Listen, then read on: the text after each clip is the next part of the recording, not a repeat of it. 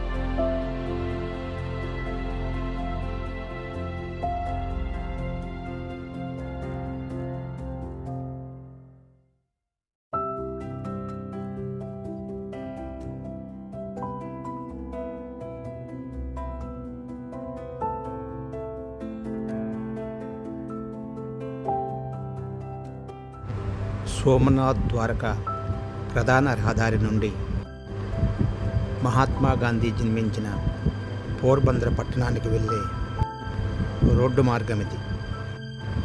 పోర్బందర్ సౌరాష్ట్ర తీరంలో ఒక ఓడరేవు పట్టణము, వాణిజ్య కేంద్రము.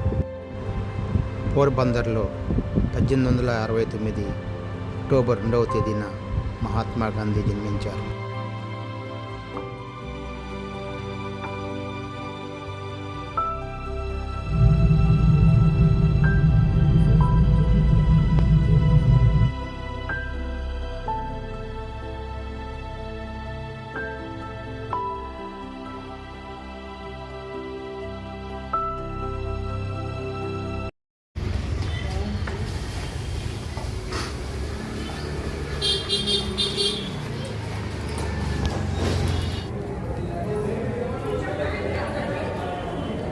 గుజరాత్ రాష్ట్రంలోని పోర్బందర్ పట్టణంలో మహాత్మా గాంధీ జన్మించిన ప్రదేశం ఇది.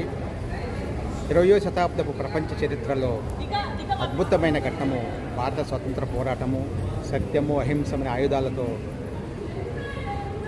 స్వతంత్ర పోరాటంలో తనదైన ముద్ర వేసిన మహనీయులు మహాత్మా గాంధీ. వారు తమ జీవిత గాథను సత్యశోధన, సత్యంతో నా ప్రయోగాల పేరుతో వారి జీవిత గాథను రచించారు. బాల్యంలో తాను ఏ విధంగా గడిపారు, తాను ఏ విధంగా నేర్చుకున్నారు. ఈ పోర్బందర్ అనేది గుజరాత్ రాష్ట్రంలో అరేబియా సముద్ర తీరంలో ఉన్న ఒక మారుమూల రేవు పట్టణము. ఈ పట్టణము నుండే మహాత్ముడు అత్యంత ఋషితుల్యుడుగా, మహోన్నతమైన భారత స్వతంత్ర పోరాటంలో తనదైన ముద్ర వేసిన నాయకుడిగా మనం చెప్పుకుంటాము. ఆసేతు హిమాచలం గాంధీ జాతులు కనిపిస్తాయి. సోమనాథ్ దేవాలయాన్ని సందర్శించిన తర్వాత ద్వారకా దేవాలయాన్ని సందర్శించే ప్రయాణ మార్గంలో భాగంగా గుజరాత్ తీరంలోని మహాత్మా గాంధీ జన్మించిన ఈ పోర్బందర్ పట్టణాన్ని సందర్శించాము. మహాత్మా గాంధీ జన్మించిన ఈ జన్మస్థలాన్ని కీర్తి మందిరంగా చెప్పుకుంటారు. భారత స్వతంత్ర పోరాటంలో తనదైన ముద్ర వేసిన మహనీయుడు మహాత్మా గాంధీ. పోర్బందర్ పట్టణంలో మహాత్మా గాంధీ జన్మించిన ప్రదేశాన్ని సందర్శించిన తర్వాత తిరిగి ద్వారకా పట్టణం వైపు ప్రయాణం ఇది.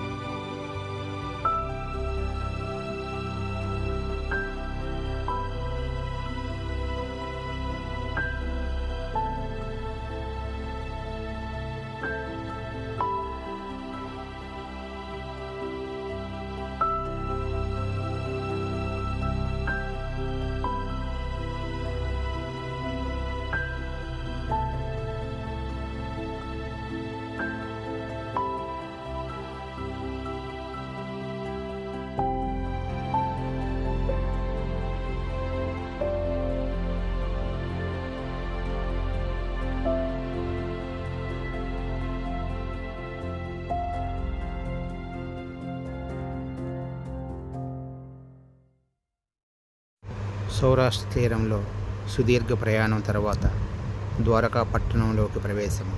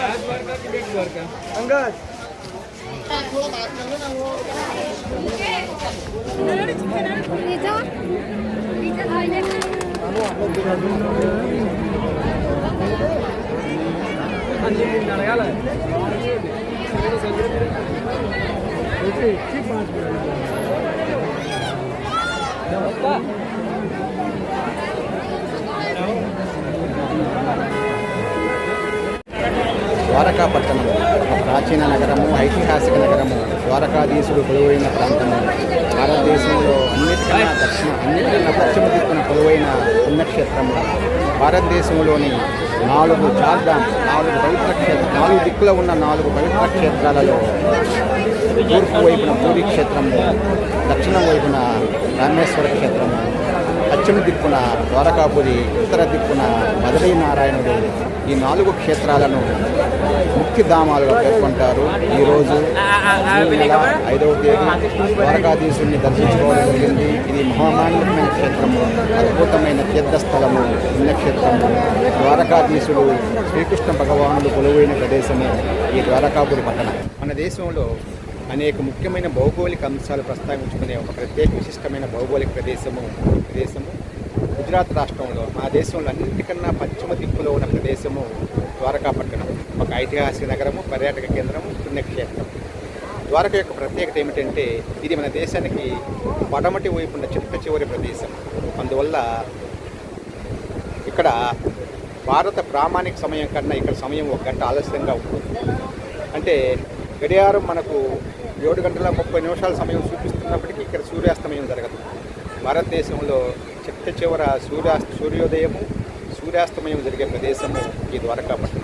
ద్వారకాపట్నం వద్ద సూర్యాస్తమయాన్ని వీక్షించేందుకు వచ్చిన పర్యాటకులు ఇక్కడ సందర్శిస్తున్నారు. భారతదేశం యొక్క ఉనికిని, ప్రామాణిక సమయాన్ని, రేఖాంశాలను మొదలైన భావాలు ప్రస్తావించుకునే సందర్భంలో మనం ప్రత్యేకంగా ఈ ద్వారకాపట్నాన్ని ప్రస్తావిస్తాం. తూర్పు పడమరలుగా చిట్ట చివరి ప్రదేశాలు పడమటి వైపున ద్వారక, తూర్పు వైపున అరుణాచల్ ప్రదేశ్. అదేవిధంగా ఉత్తర దక్షిణాలుగా దక్షిణాన చిట్ట చివరి ప్రదేశం కన్యాకుమారి, ఉత్తరాన చిట్ట చివరి ప్రదేశం కాశ్మీర్. ఇది భారతదేశం యొక్క ఉనికిని తెలియజేస్తుంది. మన దేశానికి అన్నిటికన్నా పడమటి వైపున ప్రదేశం ఈ ద్వారకాపట్నం.